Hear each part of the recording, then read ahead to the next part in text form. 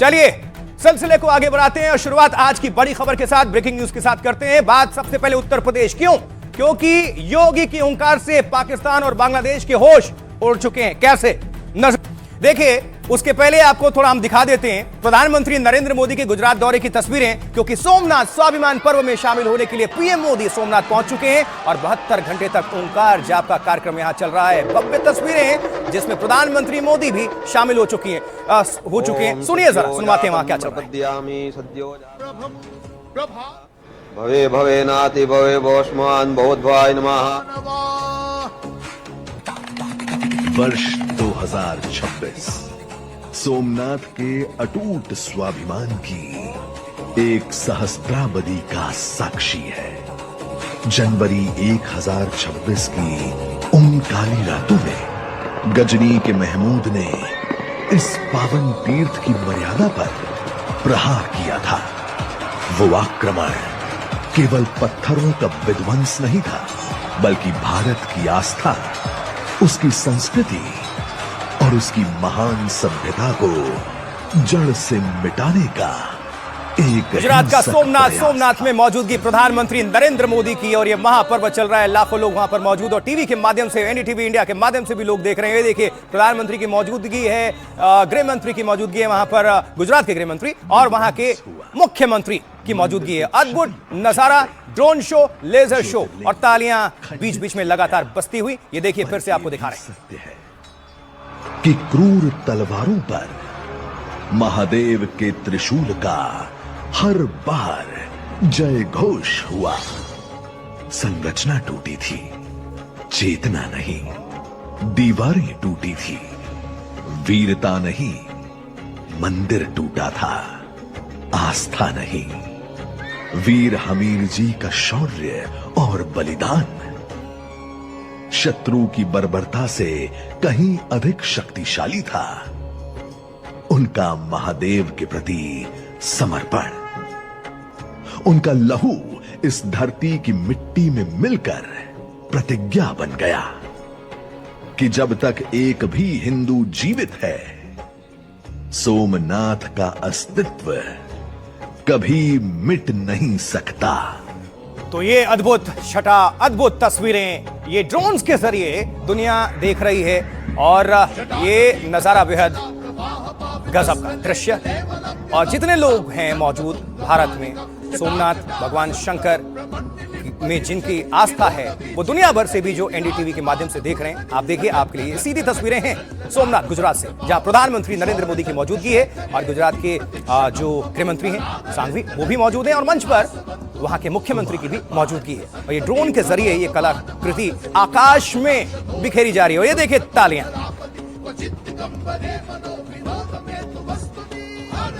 ऐतिहासिक जगह है सोमनाथ, वहां मंदिर भगवान शंकर को समर्पित। इसमें बहुत मैसेज है। आज भी अगर प्रधानमंत्री वहां पर पहुंचे हुए हैं तो ये सीधी तस्वीरें भी साथ साथ सुनते रहिए, देखते रहिए। हर बार हुआ सोमनाथ का। चलिए, सोमनाथ गुजरात से सीधी तस्वीरें आप सभी के बीच में हम रख रहे थे, फिर आप सभी को लिए जाएंगे। लेकिन इस तरफ आपको बता दें, एक तरफ बांग्लादेश पाकिस्तान में हिंदुओं पर अत्याचार कर रहा है। पाकिस्तान और बांग्लादेश दोनों हिंदुओं पर अत्याचार कर रहे हैं, तो इधर योगी आदित्यनाथ ने हिंदुओं के समर्थन में बड़ी हुंकार भर दी है। सीएम योगी आज प्रयागराज में मौजूद थे और माघ मेले में पहुंचे योगी ने संगम पर 3 आस्था की डुबकी लगाई और विधि विधान के साथ पूजा अर्चना की। यह तस्वीर देखिए और सुनिए। उतारो तेरे आरती, मांग तुझसे क्या मैं यही सोचूं मैया, दिल लगे जब तेरे नाम कर दे अर्पण, सब कुछ तेरा मां कुछ नहीं मेरा, खिलता तुझको मार संसार के, कर्पूर गौरव कर। तो आपको योगी आदित्यनाथ की हमने तस्वीरें दिखा दी। अब आपको हम लिए चलते हैं, देखिए कहां, दूसरी तरफ बांग्लादेश के बाद अब पाकिस्तान में भी एक हिंदू की हत्या हो गई है। ये देखिए, और उसके बाद से सड़कों पर आक्रोश अल्पसंख्यकों की तरफ से, हिंदुओं की तरफ से ये आवाज बुलंद हो रही है। देखिए, बांग्लादेश की तरफ पाकिस्तान में हिंदू समाज सड़क पर है और सरकार विरोधी जमकर प्रदर्शन हो रहा है। सुनिए। जब दरिया झूम के उठते हैं तो टैकों से निकाले जाएंगे। क्या ये डेरा मंजिल पे ही डाला जाएगा। दोस्तों मेहरबानी। वहां के जो अल्पसंख्यक हैं, खासकर हिंदू, ललकार रहे हैं सीधा, आपने सुना, खैर नहीं। देखिए इधर योगी आदित्यनाथ ने माघ मेले में पूजा पाठ के साथ इंतजामों का भी जायजा लिया है और फिर माघ मेले से ही बांग्लादेश और देश को बांटने वाले को सीधा मैसेज दे दिया है, कड़ा संदेश। जाति के नाम पर मत और संप्रदाय के आधार पर विभाजन उसी प्रकार से सर्वनाश का कारण बन जाएगा जैसे बांग्लादेश के अंदर हम देख रहे हैं। हमने किसी के मंदिर नहीं तोड़े, हमने कहीं जाकर लूटा नहीं, बाहर के लोगों के ऊपर आक्रमण नहीं किया। दंगों की आड़ में हर एक व्यक्ति को झुलसाने का कार्य करेंगे। हम अपने आप को समझ नहीं पाए कि हम को क्या खतरे हैं, हम उनके प्रति उदासीन रहे, तो हमें इतिहास ने एक सबक सिखाया। सेकुलरिज्म के नाम पर ठेका लेकर के चलने वाले वे लोग, बांग्लादेश की घटना पर इनका मुंह बंद है। अगर आने वाली पीढ़ियां उस सबक को भूल जाएंगी तो ये इस देश का सबसे बड़ा ट्रेजेडी होगा। ये कमजोर करने वाले लोगों को किसी भी स्थिति में हमें आगे नहीं बढ़ने देना है। अगर हम सब इस संकल्प के साथ आगे बढ़ेंगे तो आने वाला समय सनातन धर्म का ही है। लड़ाइयां बांग्लादेश में 7 हिंदुओं की हत्या कर दी गई है। तस्वीर देखिए।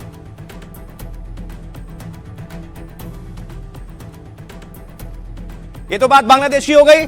बांग्लादेश जैसी ही तस्वीरें अब पाकिस्तान से भी सामने आने लगी हैं, जहां पाकिस्तान के सिंध प्रांत में एक हिंदू युवक की गोली मारकर हत्या कर दी गई, जिसकी तस्वीरें आपके सामने रख रहे हैं। कैलाश कोहली नाम है। कैलाश कोहली नाम के युवक की हत्या से पाकिस्तान में भारी बवाल, आक्रोश है। अल्पसंख्यकों में, खासकर हिंदुओं में, वो जोरदार विरोध प्रदर्शन कर रहे हैं। जाति के नाम पर मत और संप्रदाय के आधार पर विभाजन उसी प्रकार से सर्वनाश का कारण बन जाएगा जैसे बांग्लादेश के अंदर हम देख रहे हैं। पड़ोसी देशों में हिंदुओं के अत्याचार पर योगी बहुत गुस्से में हैं। डोभाल ने भी बदले का ऐलान कर दिया है और साफ पैगाम दे दिया है कि पाकिस्तान और बांग्लादेश में जो हो रहा है वो नहीं रोका गया तो भारत बड़ी और कड़ी कार्रवाई में पीछे नहीं हटेगा। लड़ाइयां लड़ी जाती हैं किसी देश के मनोबल को तोड़ने के लिए, ताकि उसका मनोबल इतना टूट जाए कि वो हमारी इच्छाओं के अनुसार हमारी बात को मान सके। योगी और डोभाल के गुस्से की वजह है ये तस्वीरें। बांग्लादेश में 23 दिनों में 7 हिंदुओं की हत्या कर दी गई। दुनिया भर के संगठन सवाल उठा चुके हैं। भारत के विदेश मंत्रालय ने भी कड़ी चेतावनी दे दी है, लेकिन ना बांग्लादेश सुधरने का नाम ले रहा है और अब पाकिस्तान में भी हिंदुओं को टारगेट किया जाने लगा है। तो देखिए, हिंदुओं पर हो रहे अत्याचार से मुख्यमंत्री योगी आदित्यनाथ बहुत गुस्से में हैं। माघ मेले से मुख्यमंत्री योगी ने बहुत बड़ा और कड़ा संदेश देने की कोशिश की। योगी ने कहा, अगर जाति और संप्रदाय के नाम पर बंटोगे तो हमारे देश का हाल भी पड़ोसी मुल्क बांग्लादेश जैसा हो जाएगा। जाति और संप्रदाय के आधार पर विभाजन का सर्वनाश का कारण बनेगा, ठीक वैसा ही जैसा हम आज अपने पड़ोसी बांग्लादेश में देख रहे हैं। और जो बांटने का काम कर रहे हैं वो आपके हितैषी नहीं हो सकते। वो सनातन पर प्रहार करेंगे और दंगों की आड़ में लोगों को झुलसाएंगे। कुछ लोग सेकुलरिज्म के नाम पर हिंदू धर्म को तोड़ने में ताकत लगाते हैं और बांग्लादेश की घटनाओं पर इनका मुंह ऐसे बंद है जैसे फेविकॉल लगा बैठे हों। हिंदुओं पर अत्याचार और बांग्लादेश का मुद्दा योगी ने प्रयागराज में उठाया है। प्रयागराज में हर साल माघ मेला लगता है और इसे छोटा कुंभ भी कहा जाता है। योगी आदित्यनाथ मुख्यमंत्री उत्तर प्रदेश, देखिए, सीएम बनने के बाद माघ मेले के इंतजाम और बेहतर किए हैं। हर साल वो खुद मेले में जाते हैं और धार्मिक पर्यटन को भी बढ़ावा देते हैं। योगी अपने मंत्रियों के साथ माघ मेला में पहुंचते हैं और संगम में 3 डुबकियां आज उन्होंने लगाई। कड़ाके की ठंड में भी माघ मेले में रोज करीब 10 लाख लोग आस्था की डुबकी लगाते पवित्र संगम में और 15 फरवरी तक चलने वाले मेले में 10 करोड़ के आने का अनुमान है श्रद्धालुओं के। ये तो आपको अपडेट कर दिया, लेकिन माघ मेले से योगी ने एक बार फिर बटोगे तो कटोगे का नारा और पैगाम दिया है। तो इस पर मुस्लिम धर्मगुरु क्या कह रहे हैं वो भी आपको सुनवाते हैं, सुनिए जरा। जाति के नाम पर मत और संप्रदाय के आधार पर विभाजन हमारे लिए उसी प्रकार से सर्वनाश का कारण बन जाएगा जैसे बांग्लादेश के अंदर हम देख रहे हैं। बांग्लादेश के अंदर आप देख रहे होंगे, ये जो बांग्लादेश के अंदर हो रहा है कोई बोल नहीं रहा है। सेकुलरिज्म के नाम पर ठेका लेकर के चलने वाले वे लोग जिनकी दुकानें हिंदू समाज को और सनातन धर्म को कमजोर करने और हिंदू समाज को तोड़ने की पूरी ताकत लगाती है, बांग्लादेश की घटना पर इनका मुंह बंद है। इनके मुंह पे लगता किसी ने फेविकोल चिपका दिया है। वहाँ कोई भेदभाव नहीं है कि अमीर है तो उसको अलग से जगह मिलेगी, ऐसी कोई भेदभाव हमारे अंदर नहीं है। इसलिए इस्लाम में एक होने की व्यवस्था है और दूसरे किसी धर्म में भी इस तरह की व्यवस्था नहीं है, तो बंटना आवश्यक है, इसको एक नहीं किया जा सकता। योगी जी बिल्कुल सही कहा है कि भारत के 140 करोड़ लोग आपस के अंदर बटेंगे तो कटेंगे और देश टूटेगा, देश में नुकसान होंगे। वो चाहते हैं कि देश के सभी लोग मिलजुल के रहें, भाईचारा मोहब्बत बढ़े और उत्तर प्रदेश हो या देश, सभी के अंदर एकता है और राष्ट्र हमारा जब भी आगे बढ़ सकता है, जब भी विश्वगुरु बन सकते हैं जब हम सब लोग साथ चलें और हम आतंकवाद के खिलाफ रहें और राष्ट्रवाद के साथ आगे बढ़ें।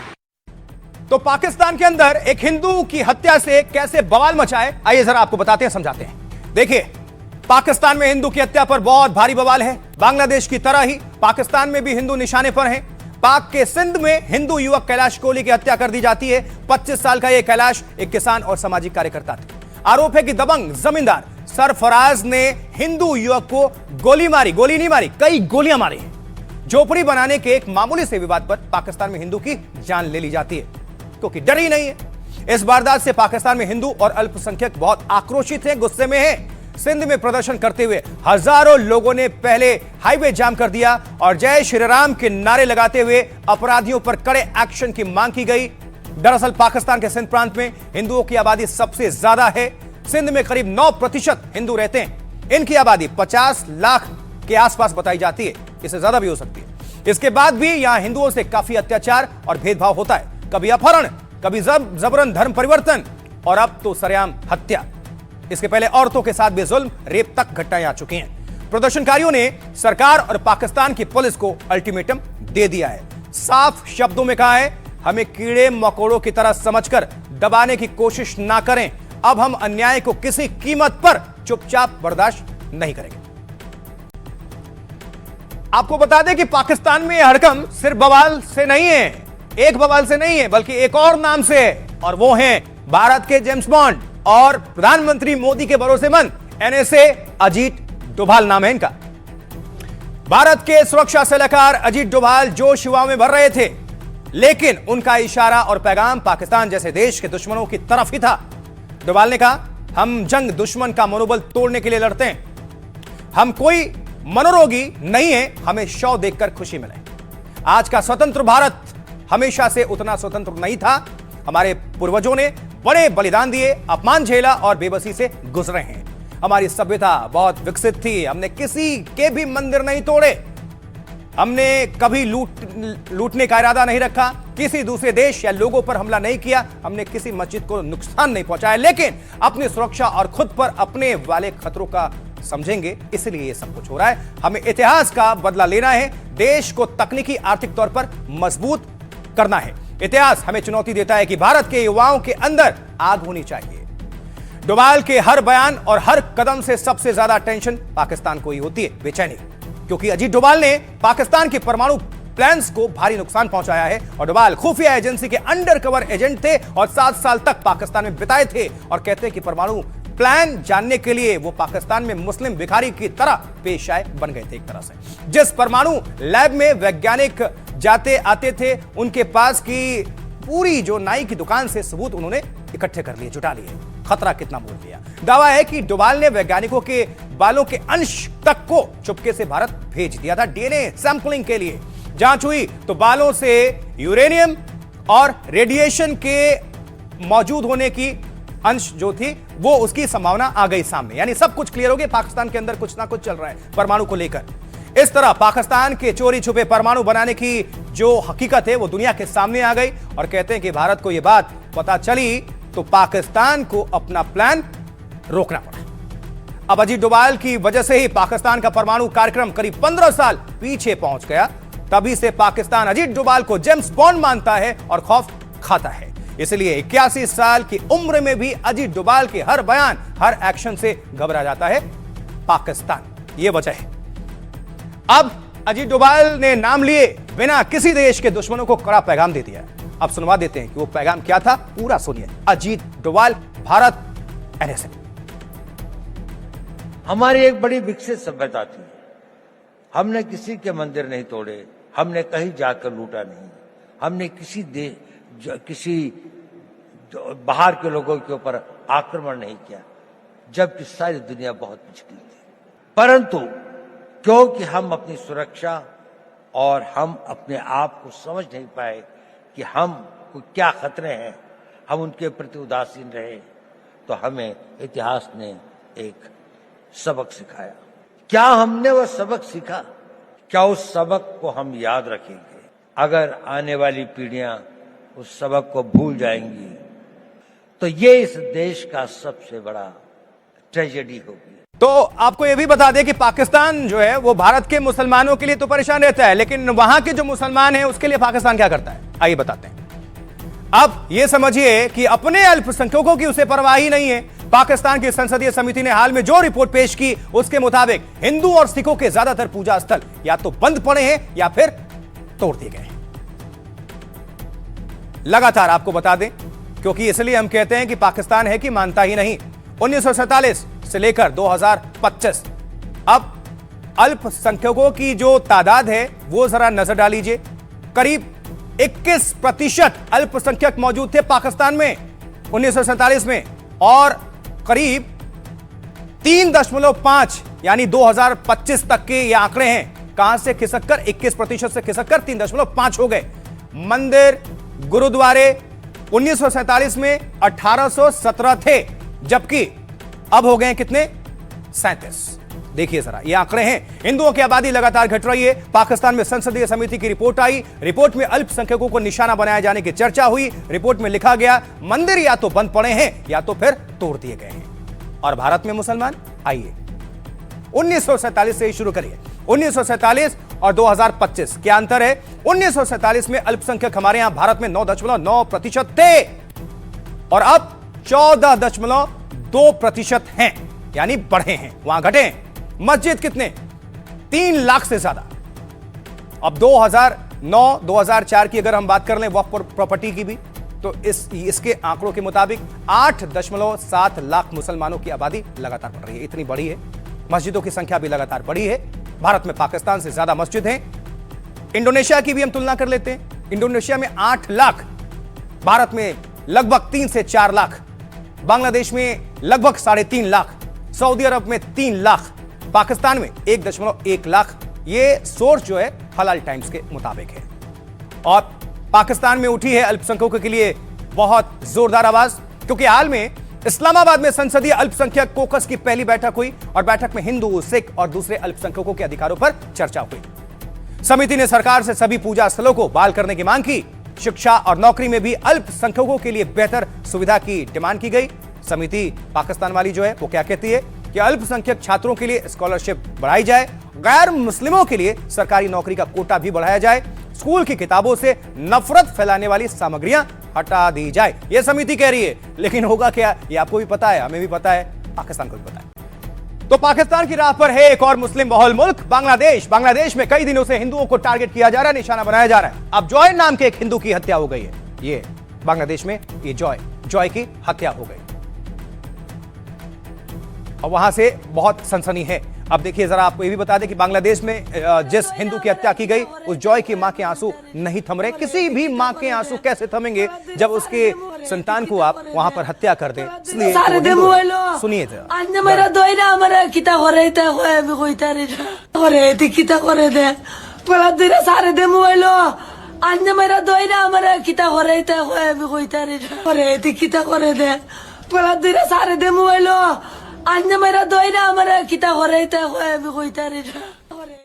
ये एक माँ के दर्द हैं, उनके आंसू हैं जो थमने वाले नहीं। न्याय की गुहार करा रही है, मांग रही हैं। लेकिन क्या बांग्लादेश और पाकिस्तान जैसे देश से हम ये उम्मीद कर सकते हैं? शायद नहीं।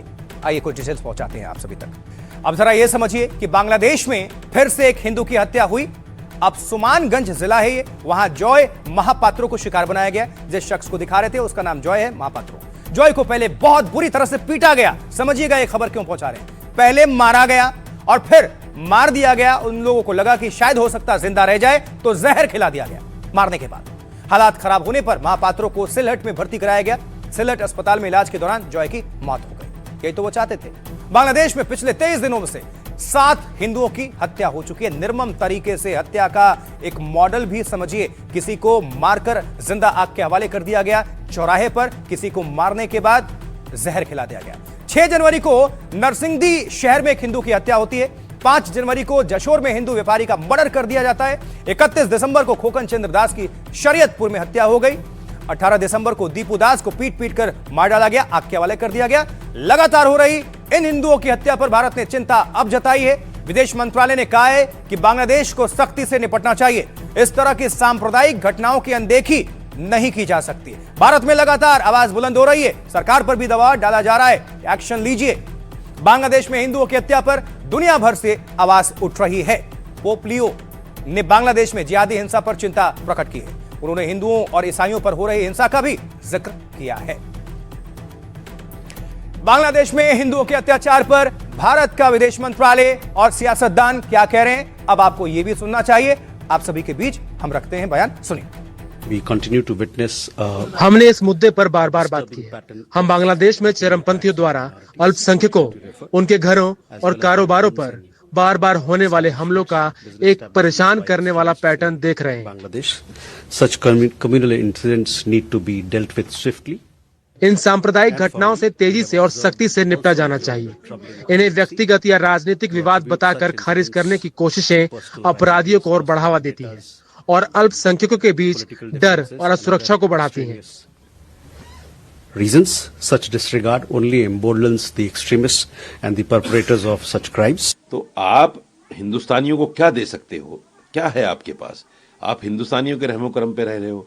तो मैं अपनी सरकार से आग्रह करता हूं कि इसको थोड़ा सा संजीदगी से लें और बांग्लादेश पर भी जो उचित कार्रवाई हो सकती है वो कार्रवाई हमें करनी चाहिए। वहाँ के नागरिकों का धर्म और जाति के आधार पर इस तरह का भेदभाव ये इंसानियत का प्रमाण नहीं है। बांग्लादेश को इसका भुगतान करना ही पड़ेगा। ये बात हमने कर ली पाकिस्तान की और बांग्लादेश की। अब आपको वापस लिए चलते हैं अपने वतन यानी भारत। और भारत में कहां? अयोध्या। देखिए, यहां राम मंदिर में श्रद्धालुओं की काफी भीड़ होती है जो आस्था लेकर पहुंचते हैं देश भर से, दुनिया भर से। लेकिन सुरक्षा एजेंसियां भी अलर्ट रहती हैं, हर आने जाने वालों पर उनकी पैनी नजर होती है। अब आपको हम बताएंगे ये खबर हम क्यों आपको दिखा रहे हैं।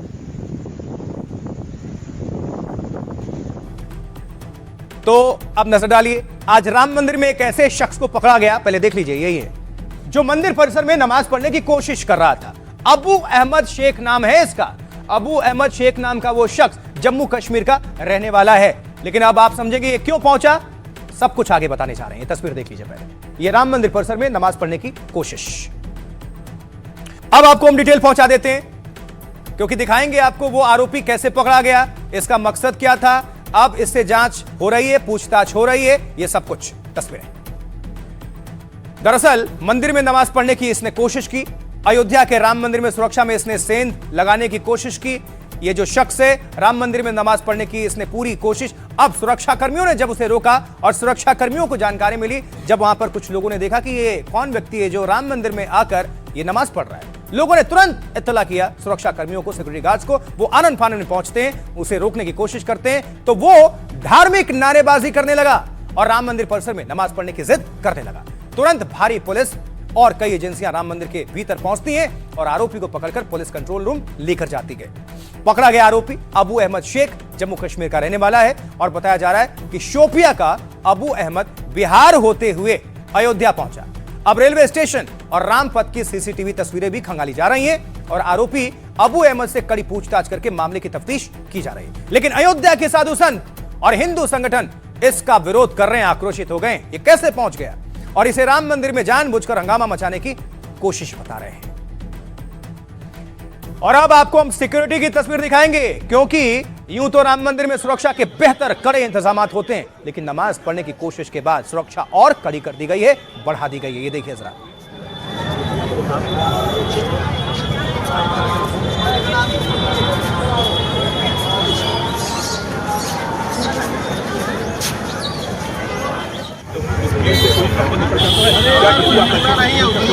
चेकिंग चल रही है। जिस तरह से एक कुदृष्टि करने वाले जिहादी आतंकवादियों के द्वारा जो हमारे राम जन्मभूमि परिक्षेत्र में जो नमाज और जो है इस्लामिक नारे लगाने का जो कुदृष्टि किया है, अत्यंत घृणित कृत्य है, जिसकी निंदा की जाए वह उतना कम है। मैं देश के सबसे प्रधानमंत्री से, उत्तर प्रदेश के कुछ योगी आदित्यनाथ जी से मांग करूंगा कि ऐसे जिहादी जो है ऐसे आतंकवादियों को फांसी होनी चाहिए, दोबारा इस तरह नहीं होनी चाहिए और कहीं न कहीं प्रशासन को और हमेशा अब ध्यान देने की जरूरत है, क्योंकि ये राम मंदिर केवल एक सनातनियों के लिए ही नहीं है, ये राष्ट्र मंदिर है और राष्ट्र मंदिर में सभी लोग आते हैं, मुस्लिम भी आए हैं बहुत दर्शन करने के लिए। मगर जिस तरह से इसने बहुत बड़ा साजिश करने के लिए आया था राम मंदिर के परिसर में, यह बहुत बड़ा गलत था। अब उसका योगी राज में उसका इलाज होगा। अब आपको भगवान राम की नगरी से लिए चलते हैं बाबा विश्वनाथ की नगरी वाराणसी में, काशी में, जहां बुर्के, नकाब, मास्क, हेलमेट पहनकर कोई भी महिला या पुरुष ज्वेलरी नहीं खरीद पाएंगे। यह डिसीजन दिया गया है। कैसे, कुछ और आपको अपडेट कर देते हैं, देखिए जल्दी। क्योंकि में आओगी ज्वेलरी नहीं खरीद पाओगी। अब इसके मायने समझ लीजिए, किसने क्या कहा, क्यों ऐसा करना पड़ा। वाराणसी में बुर्का पहनकर आने पर सोने या फिर चांदी का आभूषण नहीं मिलेगा आपको, साफ सी बात है। मास्क और हेलमेट पहनकर आने वाले ग्राहकों की भी एंट्री नहीं होगी, साफ सी बात है, ये कहा गया। बनारस के स्वर्णकार समाज और एसोसिएशन ने अहम फैसला लिया है। अब शहर के सभी ज्वेलरी दुकानों के बाहर पोस्टर चिपका दिया गया है और साथ ही ज्वेलर संघ की ओर से जागरूकता अभियान चलाए जा रहे हैं। इसको लेकर यह फैसला चोरी और लूट की घटनाओं को रोकने के लिए लिया गया है। कारोबारियों की अपील है कि बुर्का नकाब लिखे जाने पर आपत्ति ना करें। वाराणसी से पहले झांसी में भी ज्वेलर्स एसोसिएशन ने इस तरह का फैसला लिया था।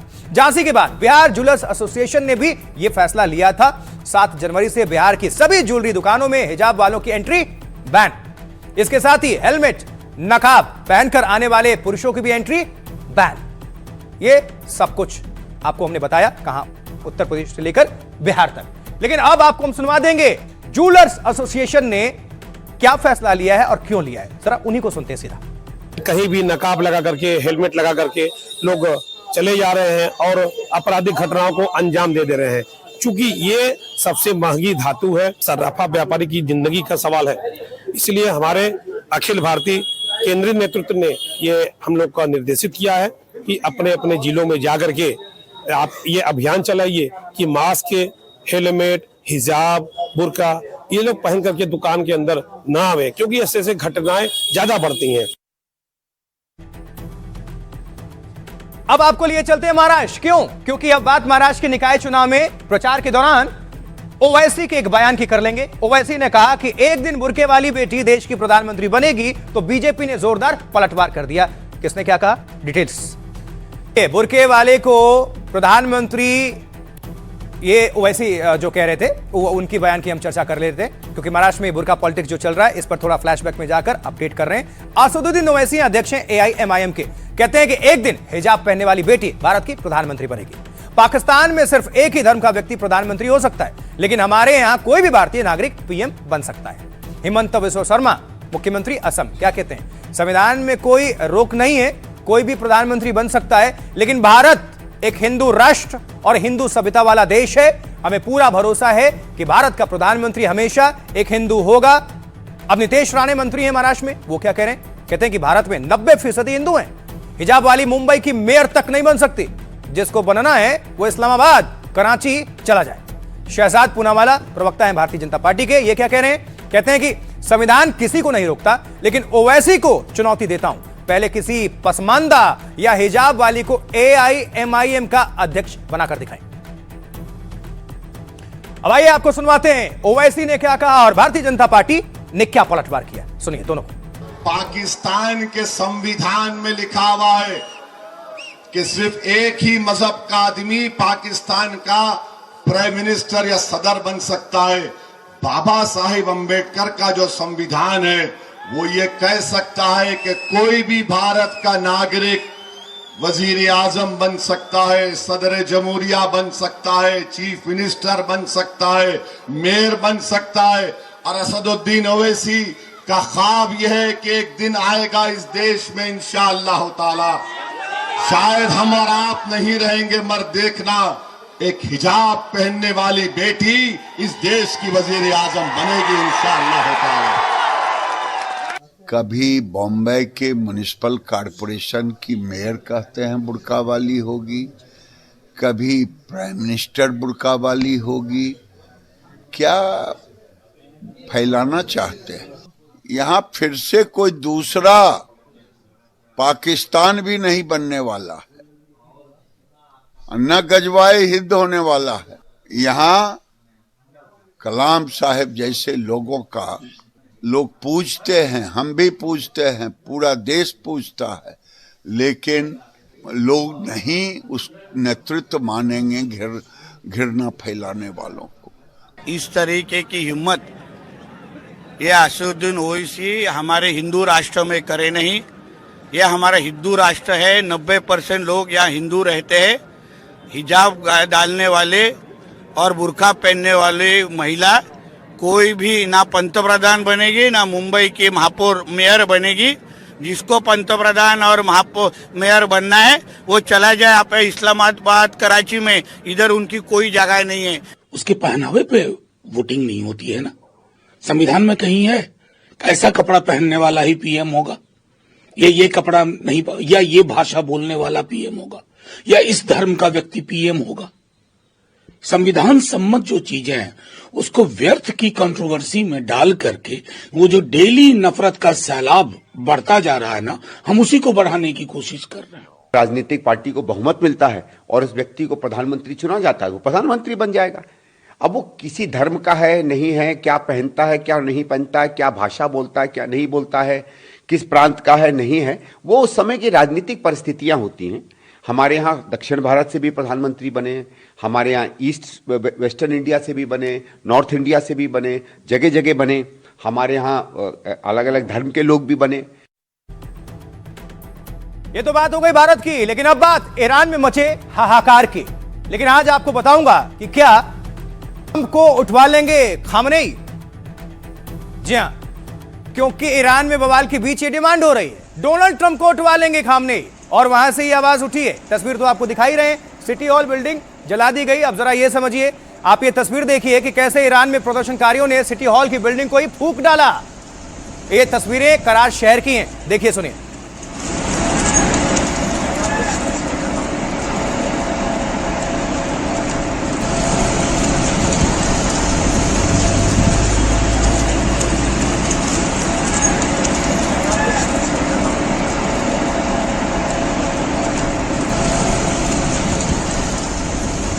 और ये कोई एक इमारत नहीं है, एक और इमारत का यही हश्र हुआ है। देखिए जरा कैसे प्रदर्शनकारियों ने उसे आग के हवाले कर दिया, फूंक डाला।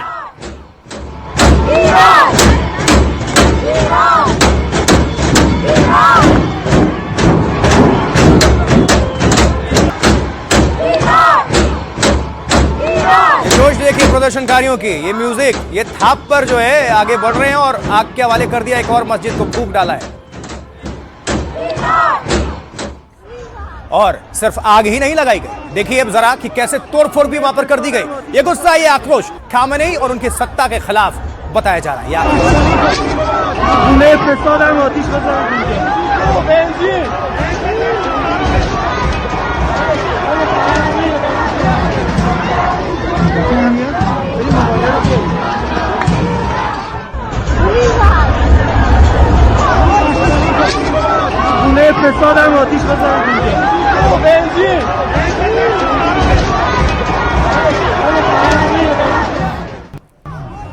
तो उग्र प्रदर्शनकारी इतने आक्रोश में, इतने गुस्से में हैं कि सरकारी वाहनों को भी आग लगा रहे हैं। अब जरा देखिए, सरकारी कार को फूंक डाला गया, ये देखिए।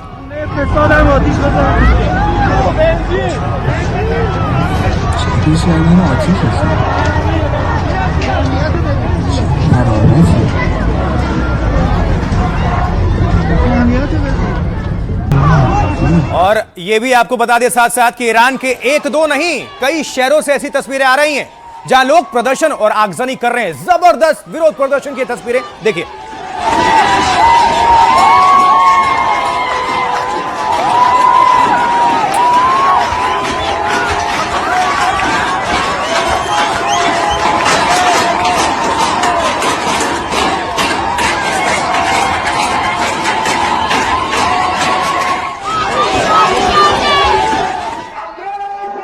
एक तरफ अयातुल्लाह खामेनेई हुकूमत के खिलाफ प्रदर्शन और हिंसा हो रही है, तो दूसरी तरफ सत्ता के समर्थन में भी हजारों लोग सड़कों पर उतर रहे हैं, अल्लाह अकबर के नारे लग रहे हैं ईरान में।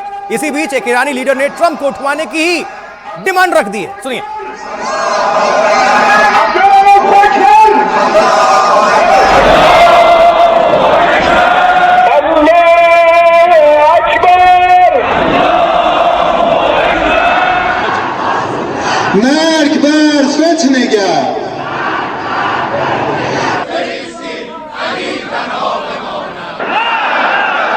ईरान और अमेरिका की दुश्मनी सातवें आसमान पर पहुंच गई है। एक दूसरे के खून के प्यासे हो रहे दोनों मुल्क अब खतरनाक मंसूबों के साथ आगे बढ़ रहे हैं।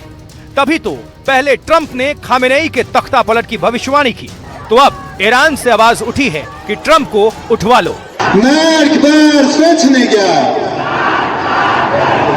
मौका मिलते ही ट्रंप को गिरफ्तार करने की साजिशें हो रही हैं। खलीफा अब अमेरिका के जाल में उसी को फंसाने में लगा है, क्योंकि पिछले साल ही ईरान में ट्रंप ने धमाके किए थे और अब वहां प्रदर्शनकारियों को खुला समर्थन देकर बवाल करा दिया। खामेनेई इसके लिए खुलेआम डोनाल्ड ट्रंप को धमका चुके हैं, लेकिन अब बात सीधे उठवाने तक आ पहुंची है। क्या खामेनेई में इतनी कुव्वत है कि वो ट्रंप को उठवा लेंगे? तो ये ईरान के वरिष्ठ अधिकारी, विचारक और नेता हैं जो खामेनेई से डोनाल्ड ट्रंप को लेकर बड़ी मांग रख रहे हैं। मतलब उठवा लीजिए डोनाल्ड ट्रंप को। कोई मजाक है? लेकिन समझिए जरा, आपको बता दें, क्योंकि ये ईरानी नेता डोनाल्ड ट्रंप को खुलेआम धमका रहे हैं। ईरान में विद्रोह के बीच ट्रंप को उठवाने की ये धमकी दे रहे हैं। कह रहे हैं डोनाल्ड ट्रंप को भी मादुरो की तरह किडनैप किया जाना चाहिए, मतलब उठवा लो। ये भी डिमांड है। खामेनेई के मुल्क से ये डिमांड ऐसे वक्त में आई है जब प्रदर्शनों को लेकर खामेनेई और ट्रंप आमने सामने हैं। यानी अमेरिका और ईरान दोनों एक दूसरे को सत्ता से हटाने के लिए बयानबाजी कर रहे हैं। तब ईरान की supreme council of cultural revolution के सदस्य हसन रहीमपुर अजगादी, इनका नाम है, इन्होंने बड़ा बयान दे दिया। अजगादी कह रहे हैं कि जैसे अमेरिका ने वेनेजुएला के साथ किया उनके राष्ट्रपति के लिए, वहां के राष्ट्रपति मादुरो के साथ सख्त रवैया अपनाया, मतलब उठवा लिया, वैसा ही एक्शन अमेरिकी राष्ट्रपति डोनाल्ड ट्रंप के साथ होना चाहिए, मतलब उनको भी उठवा लो। ईरानी नेता अजगादी ने ट्रंप को निशाना बनाने की धमकी दी है। कहा है कि डोनाल्ड ट्रंप को उनके कार्यकाल या उसके बाद निशाना बना सकते हैं। इस बयान के बाद ईरान और अमेरिका में तनाव बढ़ना तय है, क्योंकि धमकी देने वाले अजगादी ईरान के बड़े सांस्कृतिक नेता हैं। हसन रहीमपुर अजगादी ईरान की सांस्कृतिक संस्था से जुड़े हुए हैं। उनकी मांग खामेनेई के मंसूबों के मुताबिक नजर आ रही है, क्योंकि कल ही खामेनेई ने कहा था ट्रंप अहंकारी शासक हैं। उस तानाशाह ट्रंप का हश्र भी रजा पहलवी जैसा होगा, जबकि ट्रंप ने कहा था कि खामेनेई देश छोड़कर भागने वाले हैं। अब समझिए और देखिए क्या यह संभव है। वैसे ईरान दुनिया में 16वें नंबर की सैन्य ताकत रखता है। खामेनेई के पास करीब 10 लाख सैनिकों की फौज मौजूद है। आपको यह बता रहे हैं।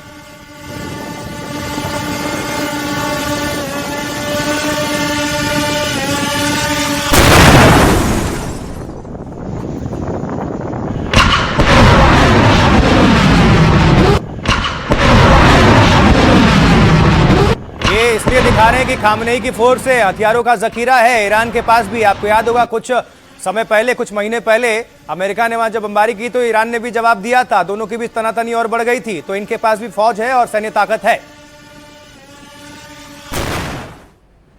लेकिन अमेरिकी राष्ट्रपति, जो दुनिया का सबसे ताकतवर इंसान माना जाता है, उसे उठाना क्या कोई बच्चों का खेल है? क्योंकि डोनाल्ड ट्रंप देखिए जरा जमीन पर कैसे हाईटेक कमांडो से घिरे रहते हैं।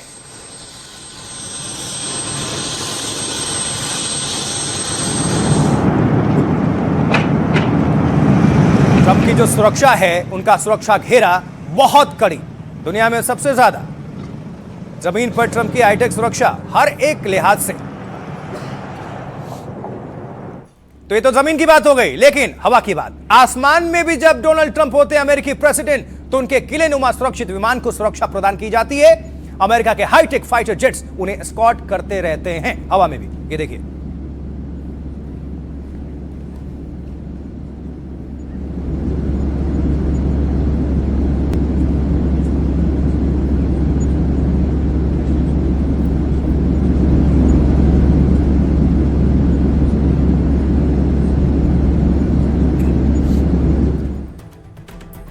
अब आइए आपको बताते हैं कि डोनाल्ड ट्रंप की सुरक्षा कैसे है, जिसे भेदने के ख्वाब ईरान देख रहा है। कहा जाता है कि अमेरिकी प्रेसिडेंट की सुरक्षा में 300 एजेंट्स तैनात होते हैं हमेशा, जो अलग अलग स्तर पर राष्ट्रपति के लिए मजबूत सुरक्षा घेरा प्रदान करते हैं या बनाते हैं। डोनाल्ड ट्रंप के आसपास भी अमेरिका के ट्रेंड कमांडोज होते हैं। ट्रंप की सुरक्षा का बड़ा जिम्मा यूएस सीक्रेट सर्विस एजेंसी संभालती है। 1865 में बनी सीक्रेट सर्विस अमेरिका की सबसे अनुभवी एजेंसी है, जो करीब 125 साल से अमेरिकी राष्ट्रपतियों की सुरक्षा प्रदान करती रही है।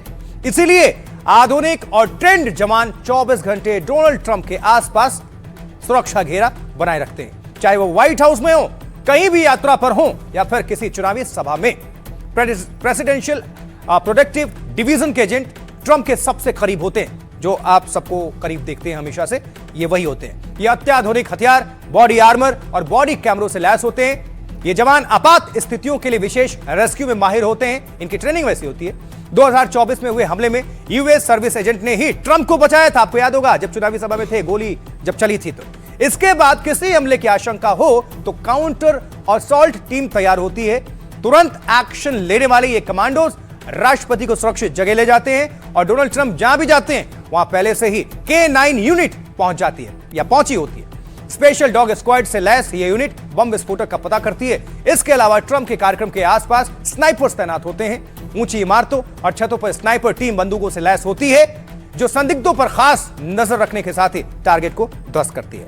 ट्रंप किले की तरह सुरक्षित एयरफोर्स 1 विमान में हवाई यात्रा करते हैं। इसे सुरक्षा देने के लिए भी अमेरिकी फाइटर जेट्स हवा में मंडराते रहते हैं। ये भी साथ साथ आपको बताएं, जानकारी पहुंचाएं कि प्रदर्शन और आक्रोश अब खामनेई के गले की हड्डी बन चुका है। क्या वाकई इजराइल और अमेरिका ही इसके पीछे हैं? आइए जरा समझते हैं।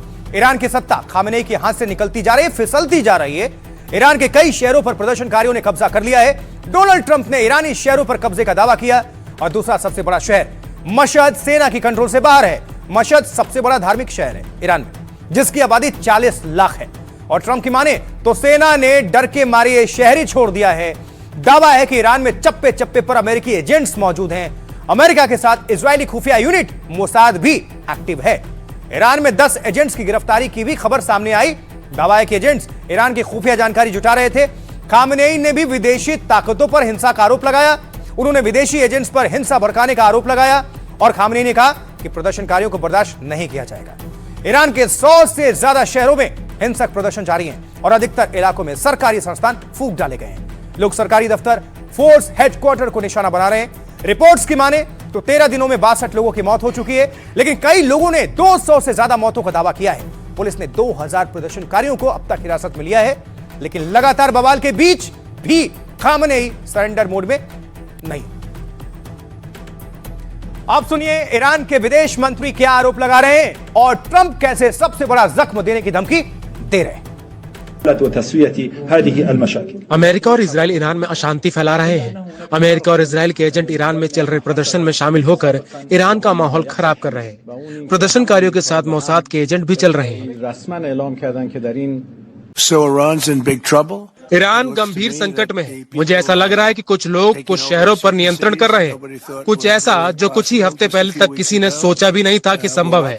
हम स्थिति पर बहुत बारीकी से नजर रख रहे हैं। मैंने ये बात बहुत स्पष्ट रूप से कही है कि अगर वे पहले की तरह लोगों को मारना शुरू कर देते हैं तो हम दखल देंगे। और इसका मतलब जमीनी स्तर पर सैन्य कार्रवाई नहीं, बल्कि इसका मतलब है उन्हें वही करारा प्रहार करना जहां उन्हें सबसे ज्यादा दर्द हो। डोनाल्ड ट्रंप हजारों किलोमीटर दूर से क्या ईरान को सुलगा रहे हैं, लेकिन ईरानी लोग भी तो खामनेई की तस्वीरें जला रहे हैं, वो भी सुलगा रहे हैं। देखिए सिगरेट से कई महिलाएं इसके लिए सामने आ गई हैं। तस्वीर खास से ईरान के अंदर ये तस्वीर बहुत बड़ी है, क्योंकि पहले ऐसा नहीं देखा गया था। ईरान में लड़कियां सिगरेट और सिगरेट से ही खामनेई को जला रही हैं। तस्वीरें देखिए जरा।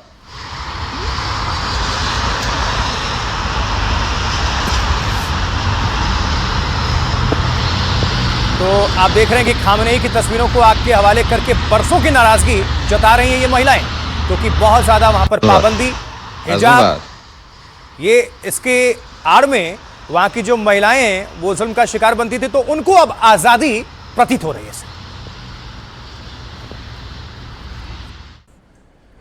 अब देखिए, कहते हैं कि ईरान में महिलाओं पर इस्लामिक राज में बहुत पाबंदियां, सख्त पाबंदियां हैं और इसी से छुटकारा या निजात के लिए वो सड़कों पर उतर गई हैं।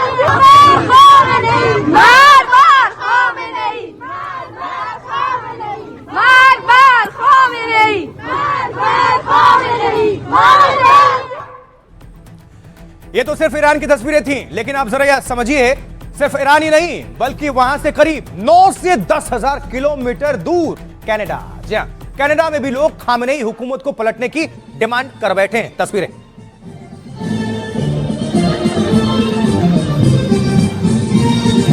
سرچشمه هنر نور است و اندیشه بدان آینده ما نیک و جاودان। खामेनेई के लिए अगले 48 घंटे बेहद खतरनाक हो सकते हैं, क्योंकि ईरान के क्राउन प्रिंस रेजा पहलवी ने अपील की है। उन्होंने प्रदर्शनकारियों से प्रदर्शन और बढ़ाने को कह दिया है और अगले 48 घंटों में बड़े लेवल पर प्रोटेस्ट करने की अपील की है। इसी बीच खामेनेई के पोस्टर्स को आग लगाई जा रही है। लगातार महिलाएं खामेनेई के जलते पोस्टर से सिगरेट सुलगा रही हैं। इसके जरिए वो सीधे कट्टरपंथ को चुनौती दे रही हैं मैसेजेस में। ईरान में 2022 में हिजाब को लेकर प्रदर्शन शुरू हुआ था, अब महिलाएं उसे अंतिम रूप देने के लिए इकट्ठा हो रही हैं। महिलाएं कट्टरपंथ को हटाकर लोकतंत्र के रास्ते चल पड़ी हैं। रेजा पहलवी भी लोकतांत्रिक व्यवस्था का ही समर्थन कर रहे हैं। खामेनेई के खिलाफ विरोध के नए नए तरीके रोज अपनाए जा रहे हैं। ईरान की सड़कों पर, शहरों में तानाशाही गद्दी छोड़ो की नारेबाजी हो रही है। पुलिस की गाड़ियों को फूंक कर रास्ता ब्लॉक किया जा रहा है। कई जगह मौलवियों की पगड़ी गिराकर उसे कुचला जा रहा है, क्योंकि पगड़ी ही वहां के शासन का प्रतीक मानी जाती रही है। लेकिन अब सुनिए जरा रेजा पहलवी क्या कह रहे हैं इसको लेकर, सुनिए। यह तुम्हारा आखिरी मौका है। आप ईरान छोड़कर मॉस्को में बशर असद के पास जाकर रह सकते हैं। ये जो रेजा पहलवी हैं दरअसल अमेरिका में हैं और दावा किया जाता है कि ट्रंप का हाथ उनके साथ है।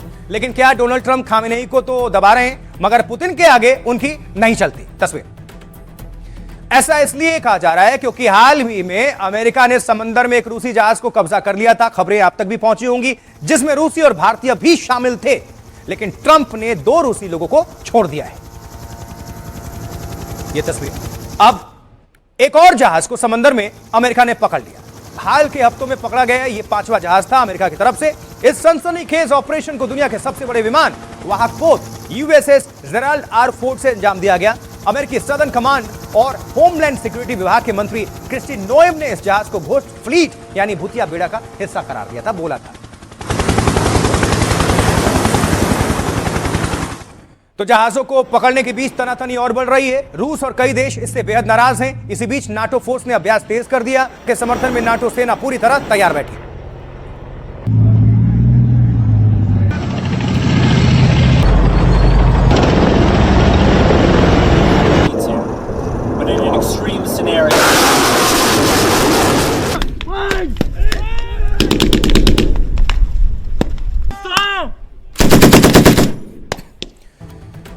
अब देखिए, अमेरिका ने जिस रूसी जहाज को कब्जे में लिया था, अब ट्रंप ने उसमें मौजूद 2 रूसी नागरिकों को रिहा कर दिया। इसी जहाज में 3 भारतीय भी मौजूद थे जो रिहा नहीं हो पाए हैं। दावा है कि रूस ने नागरिकों को छोड़ने का दबाव बनाया, जिसके बाद अमेरिका ने तुरंत रूसी नागरिकों को रिहा कर दिया। उस जहाज में कुल 28 लोग मौजूद थे, जिसमें सिर्फ 2 रूसी ही थे। बाकी 17 लोग यूक्रेनी, 6 जॉर्जिया के और 3 भारतीय मौजूद थे। रूसी राष्ट्रपति व्लादिमीर पुतिन ने अमेरिका को पहले भी कड़ी चेतावनी दी थी कि रूस किसी की भी धमकियों से डरने वालों में से नहीं है। साथ ही रूस ने यूक्रेन के खिलाफ खतरनाक मिसाइल हमला कर दिया। दावा है कि रूस का जो ओरेशनिक मिसाइल है, हमला अमेरिका को सीधी चेतावनी थी, और क्योंकि ओरेशनिक मिसाइल परमाणु हमला करने में सक्षम है। लेकिन ट्रंप यह मानने को तैयार है ही नहीं कि रूस ने उन पर दबाव बनाया। ट्रंप कह रहे हैं कि अगर पुतिन किसी से डरते हैं तो वो अमेरिका से, ये कहा जा रहा है। तो चलिए, आज भारत की बात बताता हूं मैं। मेरे साथ इतना ही। मुझे आशुतोष चतुर्वेदी को आप दीजिए इजाजत। उम्मीद है कि आज का ये कार्यक्रम, आज का ये बुलेटिन आपको अच्छा लगा होगा। आप बने रहे, देखते रहें एनडीटीवी इंडिया, और आप सभी दर्शकों को विशेष नमस्कार, आभार, शुभ रात्रि।